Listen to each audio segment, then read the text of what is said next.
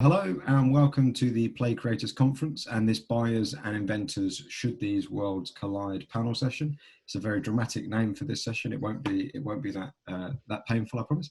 And I'm delighted to be joined today by Lucy Benham, partner and buyer of games and gifts at John Lewis, Layla Nosrati, product acquisition and inventor relations at the Master Toy Advisors, and former director of merchandising at Toys R Us, and Mark Toma, VP of Business Development at Buffalo Games and former Director of Merchandise Buying at Target. Thank you all for joining me today. So before we kick into analysing the relationship between inventors and buyers and dig into all that, it'd be good to delve into sort of what you guys do currently and your sort of experience in this area. So Layla, if we kick off with you, how did you first get into the toy and game space and sort of lead us through your buying history?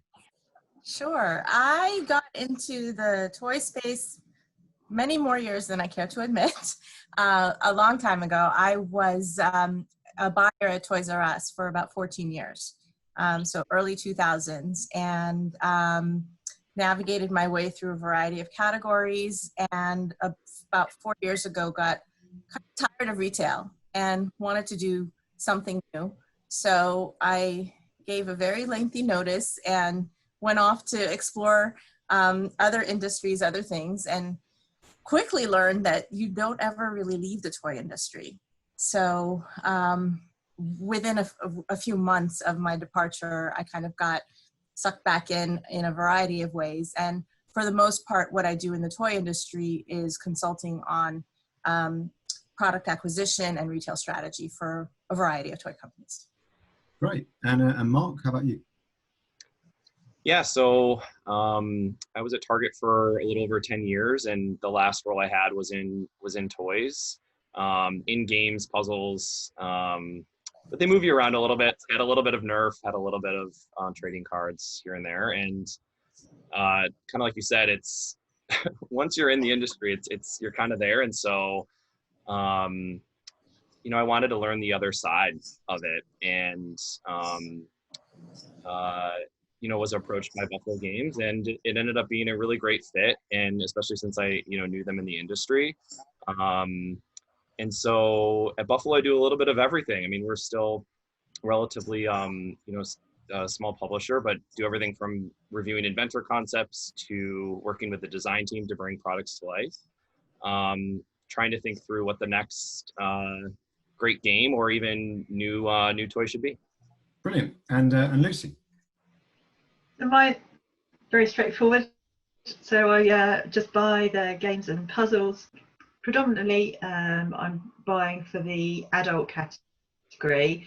So being a department store, we like to divide things up differently to some other retailers. So I'm buying mostly for age 10 and upwards for games and puzzles.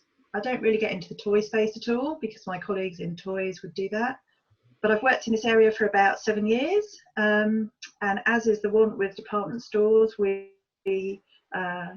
train to be buying all different types of categories. So previous to this, I was buying furniture and mattresses.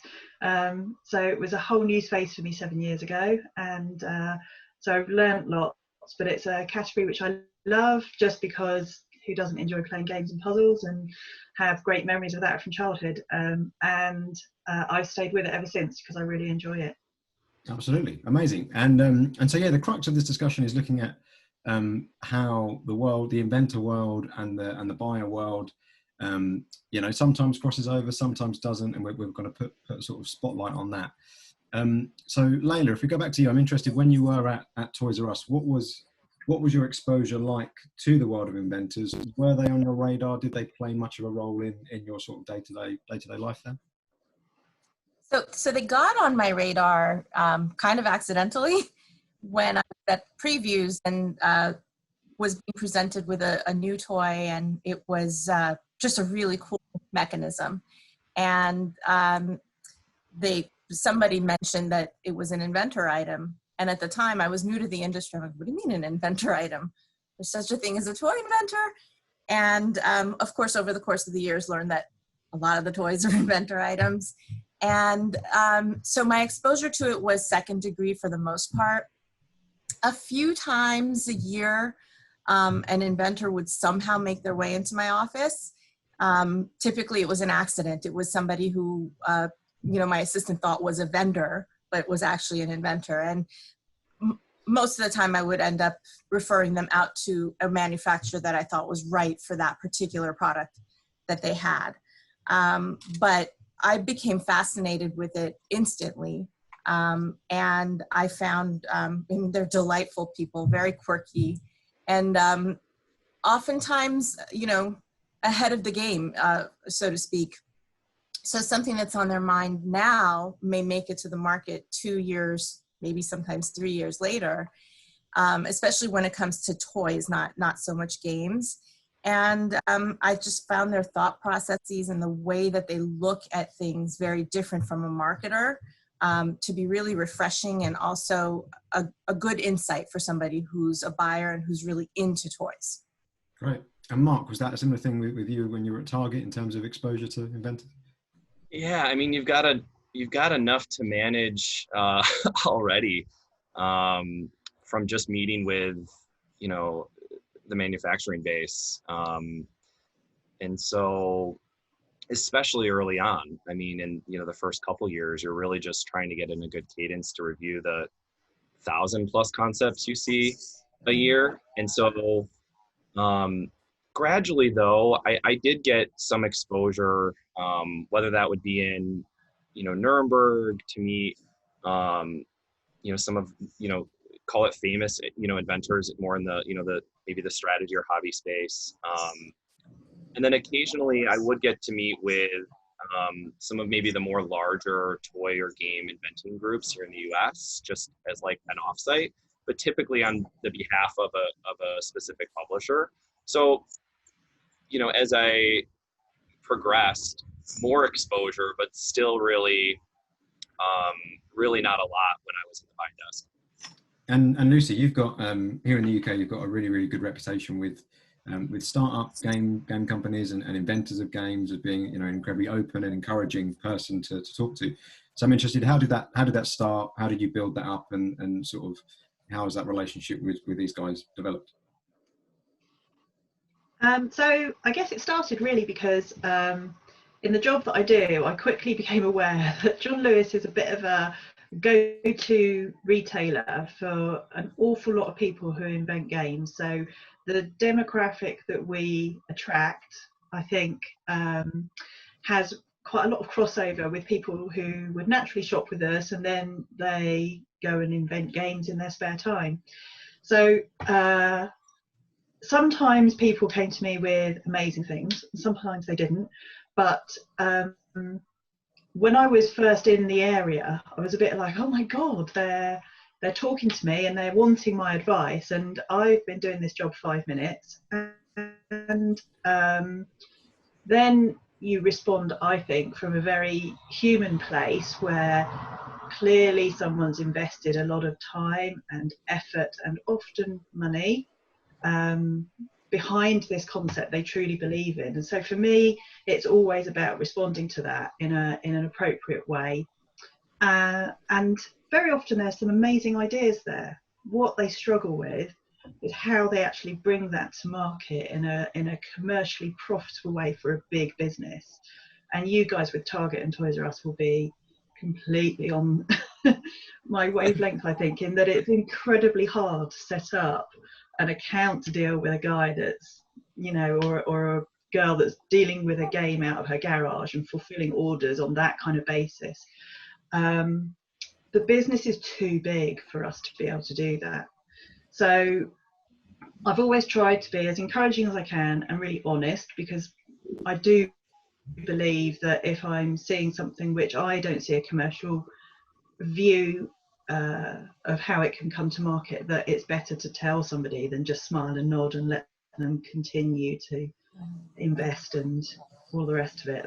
That for me just doesn't sit well. So to try and always be kind with them and try and direct them as best I'm able, a bit as Layla says, to think about the manufacturing base I work with, the distributors and all of that, and point them in a right direction, which might be able to take it forward. But I think the most common error is that one-man bands, if you like, do expect us to just be able to buy from them. And if it's the greatest idea ever, it's still almost impossible for a business of John Lewis's size to be able to do that. So Yeah. that's a tough thing, I think, for inventors. Absolutely, and I'm interested, especially, you know, John Lewis has a reputation for, you know, if you walk around a John Lewis, there are often, especially in games, sometimes people demonstrating their games and actually, you know, connecting with the public, you know, about their games, talking about it, playing through their games. And I'm interested, is one of the benefits of your relationship with these guys and with people of that size, whether they're an inventor at a startup or just an inventor of a game, do you look at that and think, I've got to look at this person because, you know, are they going to be good at promoting themselves and being in store and being around people? And does that play a part in the appeal of working with these guys? I think inevitably, you know, part of what makes a game sell in big numbers is when I have great demos out there. So the demos you see are not always the inventors. So, you know, often when inventors, perhaps that's not their forte in life, to be out there and really demonstrating and getting people excited about it, they might employ other people to do that for them, which is fine by me. So it's a conversation that I would have, but it probably wouldn't, you know, make it prohibitive for me to pursue something if I thought that the concept of the game was going to really appeal to our customers. Demonstrating is something you can overcome for me. Yeah, absolutely. And Layla, I'm interested, we've spoken before about, you know, what would be some of the positives in a buyer sort of really getting stuck into the world of inventors and taking more of an interest and meeting more designers and inventors in this space. And I'm interested, what do you think some of the positives that come out of a buyer like yourself when you were there, having an awareness of this inventor world? What are some of the good things about a buyer making the effort to sort of get to know this space? I think the most important thing is insight and also just in any category that you're buying, you need to stay on top of and ahead of trends. So the more people that you can connect with whose life it is to be in that trend, the better you off as a buyer. And that doesn't mean, to Lucy's point, that you're going to buy that game from them. But it is, I think, very important to read and talk to people and be engaged with the community that's most passionate about the category that you're selling. It makes you a better buyer. There's a lot of other things that go into being a good buyer, but that passion and that engagement with that community, I think, goes a long way. Yeah, and Mark, I'm interested, especially with your current role at Buffalo. Do you think, looking back, there was, and Layla's touching on it there, in terms of market insights, that actually, you know, the way we look at it when we do pitching events for companies, obviously companies are passing on certain information to inventors saying, we're looking for this, we're into party games, we're into this brand. And obviously that sometimes is coming from retailers. So is there a benefit to retailers and inventors sharing this knowledge in a more direct way? Yeah, I mean, I think it could speed up the process to some degree. So, you know, sometimes I think, you know, I've seen even today, or even when I was at Target, seeing some inventing concepts, it's so raw and sometimes so great. Like, that's what's amazing about it. And sometimes going through the machine of a publisher, it can, that amazing trend that maybe what made that concept so fantastic gets a little watered down.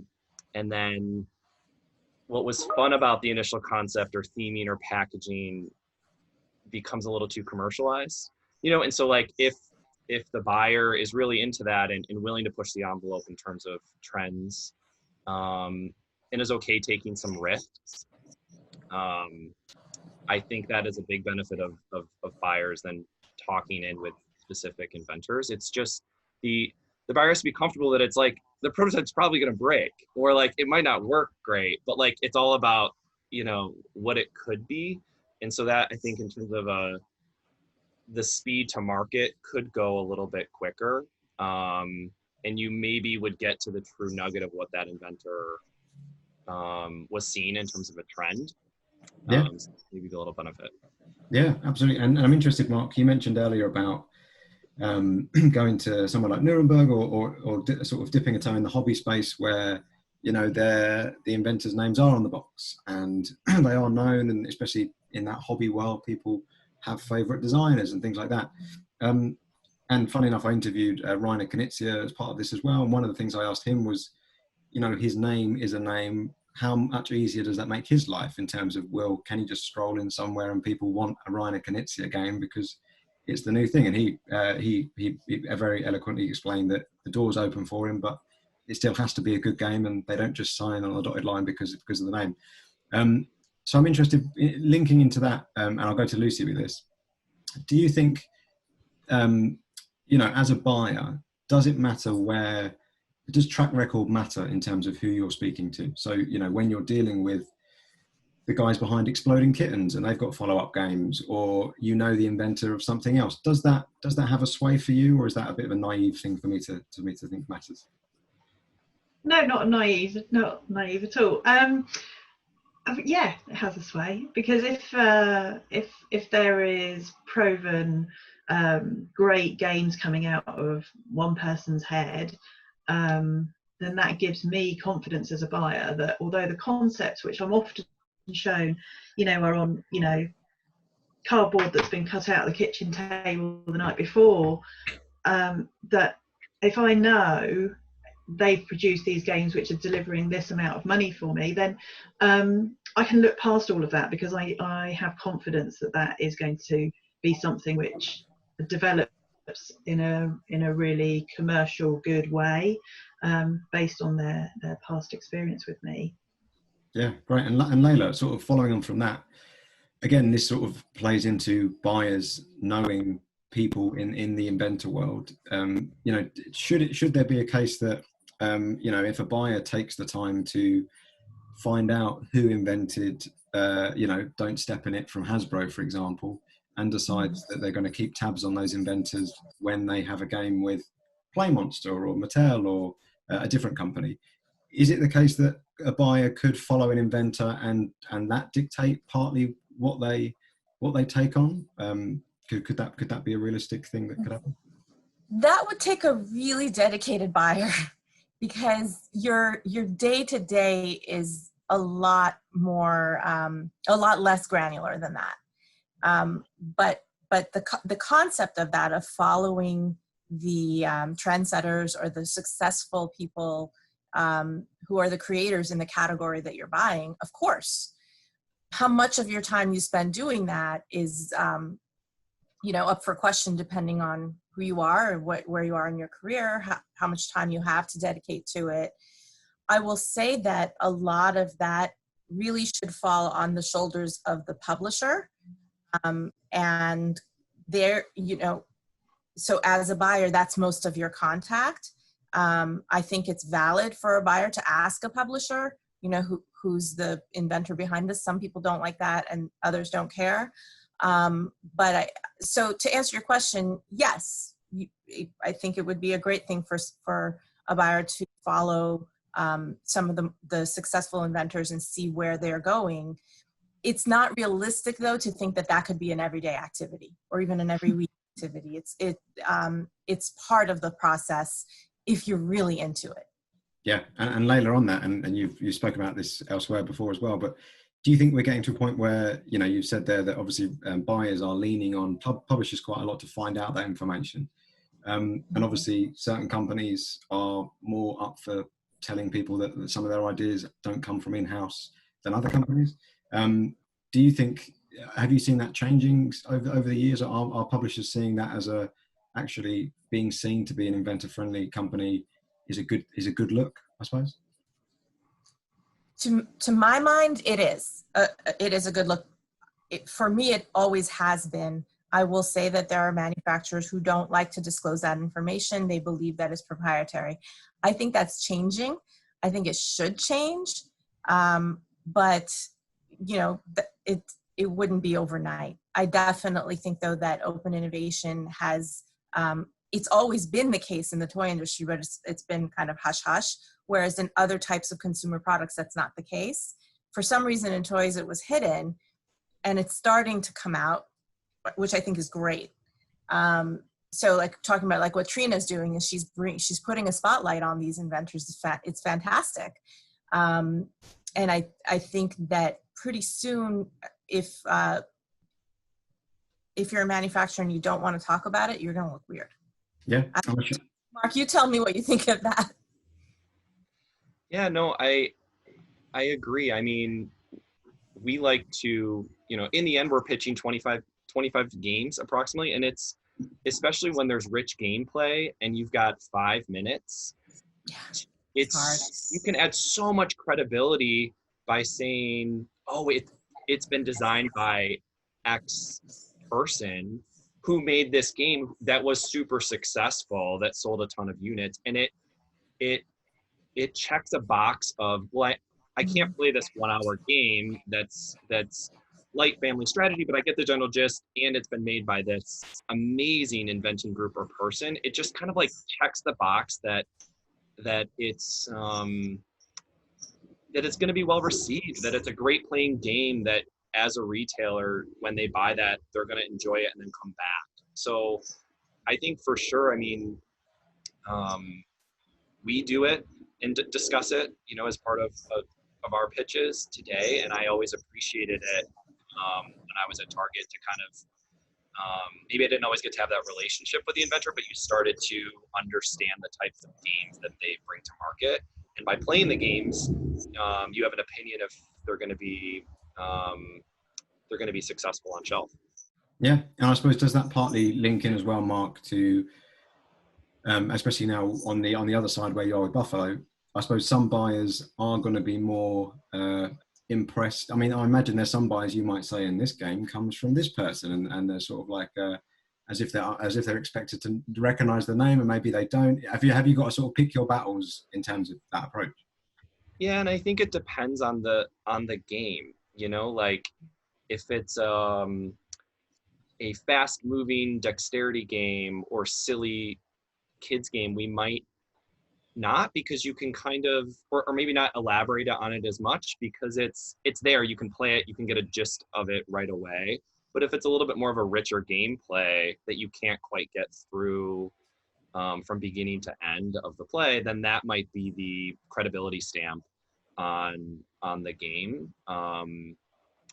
So I think it might vary based on the gameplay. And then also, I mean, the buyers that are discussing, and some are, more into the gameplay experience and the packaging and the unboxing, and some are more into how are you going to drive units for me through marketing. So it's really customized depending on who you're talking to and what the flavor of the game is, I think.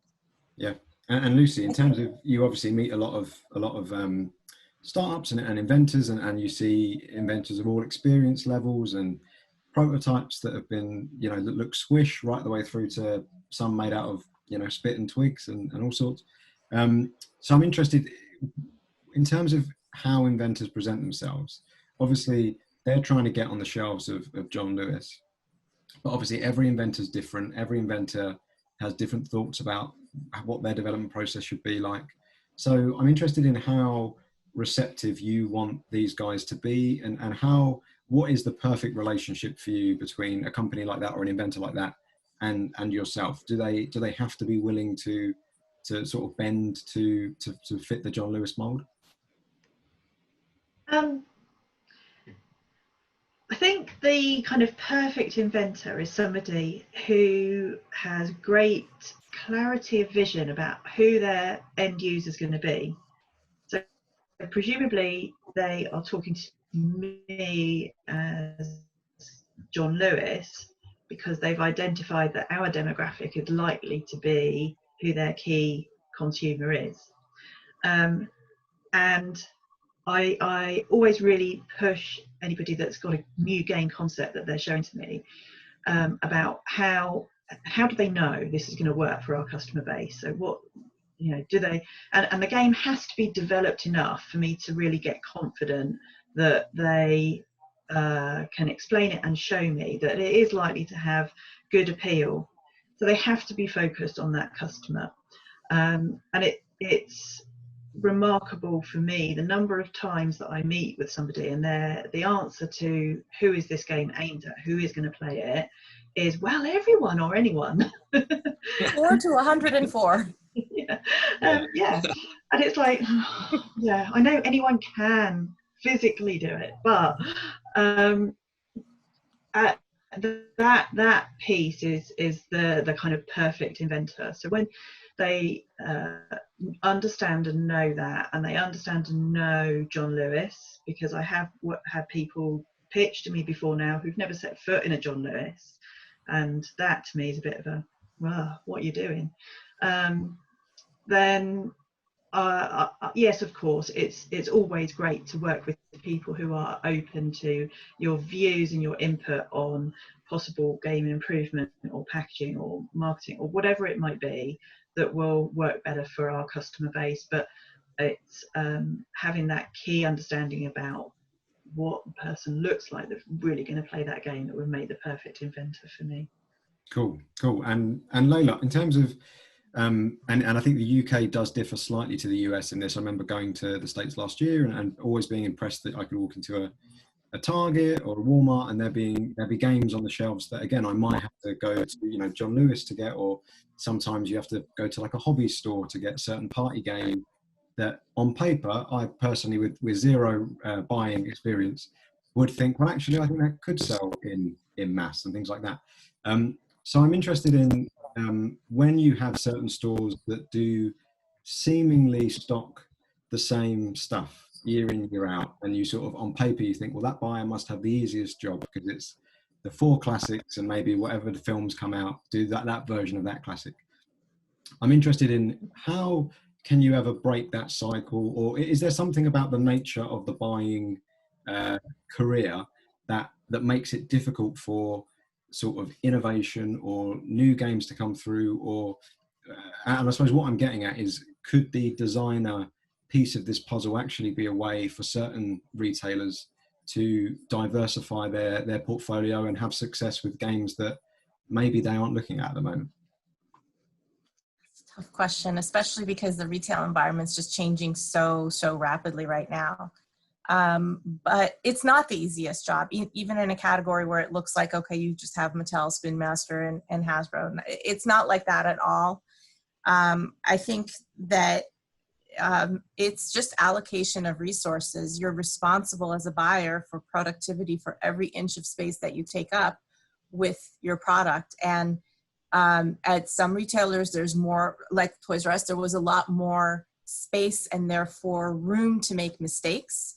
When you're placing more bets, you can make more bad ones, and then your good ones cover what you need. You don't have that luxury if you're a Walmart buyer. You don't have that if you're a Target buyer. It's just not that easy. So to answer your question about whether as a buyer, knowing that there's a certain designer or an inventor behind a particular game, and then that makes it worth taking a chance on that 1 or 2 slots that you have for taking a chance. I think it can be an influence, but there are going to be other influences that also are part of that decision, whether it's price point or the marketing plan behind that new thing that you're going to take a chance on. There's a lot more that goes into that stew or soup or whatever you want to call it. So that can be part of it, but it can't be all of it. Yeah, no, that makes sense. And I'm interested, Layla, obviously you work with lots of inventors now, and you're very much involved in the inventor relations side of things now at certain companies as well. Is there anything that you've sort of taken from your time as a buyer that you found has been sort of vital to your work now with inventors and with companies on this side of the fence? So I would say for the inventors, it's actually the same challenge as when you're a publisher or a manufacturer pitching to a buyer. So now as an inventor, you're doing that with your concept or your product to a publisher. It's really understanding, number one, your audience, knowing what they're good at, where, where their retail relationships are strong, what categories are they strong in, if it's not just games, if it's other things. But most importantly, it's nailing your pitch and having them understand why you're showing them this product in the first place, who it's for, what the benefits are, why is it different than other things that they've looked at. So the same things that the manufacturers have to prove out to the buyers, to the retail buyers, you're now doing that as an inventor to the manufacturers. And it's a skill that is not natural to everybody, but anybody can pick it up and learn about what the components of that pitch need to be to convey the correct information and to make it compelling to the person who's listening to you. Yeah, absolutely. And Mark, you've also crossed over, I think is a weird way of putting it, but let's call it that way. You've crossed over. I mean, was there anything that you took from your time at Target? And I suppose in a weird way, is it, from the company point of view, it's obviously not as straightforward as thinking, well, Mark's on board now. We've got the keys to Target. We're there. But how does that work? Was there stuff you carried over that's been vital in terms of growing and having a successful time of it at Buffalo? Yeah, I mean, I think whether have experience as a buyer or experience on the publishing side, like time as you see things work or not work kind of helps you narrow into maybe some general themes or things that could work, like a price point, like disruptive packaging, like nostalgia. Like you kind of just get a better sense perhaps of what could work or not work, whether you're a buyer or whether you're even an inventor that has had some success. For me, it's like a lot about like what Layla said, just like when I'm seeing an Inventor product today, or when I was on the buying desk at Target, could I understand this product in like 2 or 3 sentences? And is that the pitch to me? Like it's like this game but X, or it's a 2-player collaborative game and it does this. And so I think a lot about that, about when I'm seeing Inventor concepts, how could I articulate that in a really clear, succinct way to the buyer, why it's different or unique? Or especially now with, I think a lot about packaging on shelf as well, or digitally. And so is that the differentiator? Will someone walk by a sea of 400 games and pick this one and try it out? And so there's a lot of different pieces to the puzzle. There's not like one thing, but I think it's a little bit of experience and a little bit of what does it really boil down to in a couple short sentences of what the game is. Yeah, no, great. And one of my final questions is obviously a lot of the inventors watching and designers watching will, they're day to day and they're used to pitching to toy companies. That's the thing. But I'm interested if there's anything, and again, there's already been a few things mentioned, but anything that you would like to pass on to inventors to give them an insight in terms of what do they need to know and how can they maybe improve their pitch in a way that is thinking about the buyer? Because obviously a lot of people are very much focused on, right, I've got this pitch for this toy company, so I'm thinking about the toy company. And obviously it's great to have empathy all the way down the chain, and they should be thinking about the end user and also the fact that the people they're impressing then have to go and impress a buyer. So is there anything in particular that you would say to those guys about what they should bear in mind, especially due to the fact that the buyer is going to be the next in the chain? And I suppose, Lucy, if we go to you with that one first.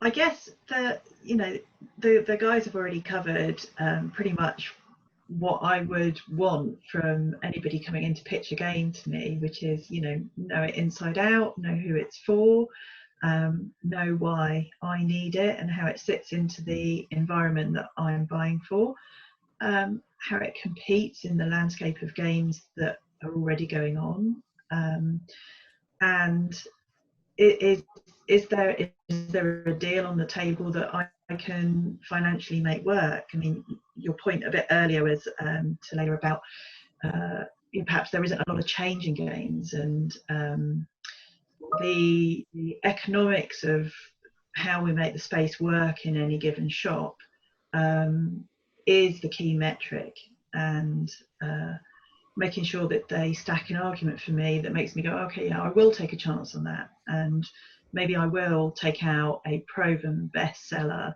to make space for it because it offers a compelling enough message. So all of those things are really important for me to be able to have the confidence to. I think we might have paused on Lucy there, but we got the gist. And Layla, in terms of any sort of wise words from the buyer's point of view that inventors should be thinking about when they're creating games, when they're pitching games, what's worth bearing in mind? So I would say, in addition to what Lucy said about knowing your market and your category and your competitors really well, is being somebody who is observing trends and looking ahead. And if we're here today, where are we going to be 6 months, 12 months from now? I think that's not easy to do. But if you are an inventor and you're out there and you're shopping and you're talking to people and you're doing play testing with hopefully before you're presenting something with the product that you have, talk to those people and understand what's on their mind. Not everybody has access to an 8-year-old kid. When you do, when you're doing your play testing, take it outside of that for a second and talk to them about what's going on in their day, and weave together the bits that you get into trends, because that's going to inform that next invention and that next game that you have to offer. And so I think setting the table with what you're seeing as the future, I think is a really important thing. And you're not going to be right every single time, but it is important to allow people to understand what your thought process is and why you have that thought process in the first place, where that information is coming from, I think is really important. Yeah, that's great. And Mark, anything to add along those lines? The trend piece is a great advice. And that's something I just want to elaborate a little bit on, is constantly when we'll see different game mechanics and think through seeing themes, a lot of times we'll ask, well, why did you pick camels for that theme? You're like, well, just because, that's what and so but that's such a moment of I'm now trying to think through, all right, what's trending in the market? What could thematically this game change to work? So setting that up, or even thinking through that theme, well, it's not core to the game mechanic. In the end, that's what I need to go to the retailer to discuss of why thematically this is something really trending. I would also just say too, knowing your publisher. So knowing this week, all of the new products are setting in the marketplace. What did we bring in? Why? Yeah. Oh, that's interesting. And why did Buffalo Games bring in all of these new products, and understanding what we're launching and why, and getting success, and then building upon those for upcoming pitches. I also think is a good point of advice. Right. No, I think there's loads of great stuff, and like I say, it's an interesting area, and I think it's some of it's personality based, as we've said before, Layla, in terms of you get buyers who are super interested in this side of things, and some buyers aren't, and yeah, I think there's been lots to come out of this that is proof that there's an argument to be made that there's real value in those relationships happening on a certain level. So yeah, massive thanks to Layla, Lucy, and Mark for your time and for your insights there. That was superb. Thank you for watching. Hope you found it useful, and we'll all catch up again soon. Thank you very much.